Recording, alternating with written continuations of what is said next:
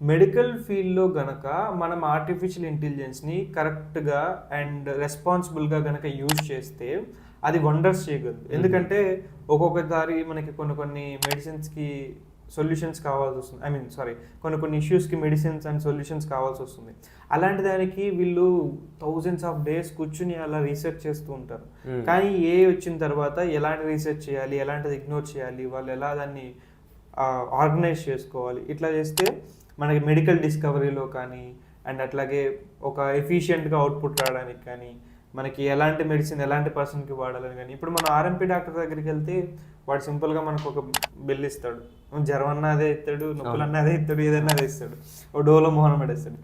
కానీ ఇప్పుడు కనుక మనం మన పర్సనల్ హిస్టరీ అంతా దానికి ఇచ్చేసి ఒక మెషిన్కి ఇచ్చేసి ఈ మెషిన్నే అంటే like over the year of ఒక 1 year నుంచి మీరు వాడుతున్నారు అనుకోండి, ఈ మెషిన్కి మీ బాడీ అనేది అంతా అర్థమైపోతుంది. మీ బ్లడ్ గ్రూప్ తెలుసు, మీకు షుగర్ ఉందా లేకపోతే బీపీ ఉందా, మీదేంటి బాడీ అంతా అర్థమైపోతుంది.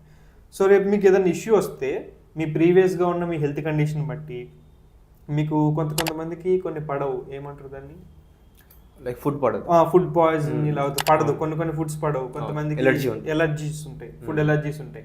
అలాంటివి ఉన్న వాళ్ళకి దానికి తగ్గట్టు ఎలాంటి మెడిసిన్, అంటే మొత్తం మెడిసిన్ కూడా ఒక పర్సనల్ మెడిసిన్ అనేది ఇస్తున్నాం. సో ఇలాంటి అప్లికేషన్స్ చాలా ఉన్నాయి, చెప్పుకుంటూ పోతే ఒక రోజు పడుతుంది. ఓకే.